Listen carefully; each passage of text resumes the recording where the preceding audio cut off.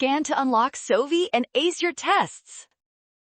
Calculus problems involving definite integrals look intimidating, but you can solve this specific challenge in under 60 seconds by using 3 simple steps. Watch this now.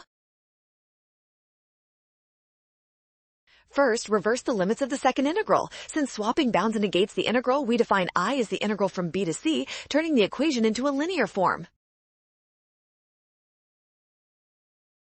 Next, use the additive property. The integral from a to c equals the integral from a to b plus the integral from b to c. This isolates the integral from a. Finally, substitute our expression into the first equation. Distribute the two, combine the I terms, and solve for I. The result gives us the value of the integral from b.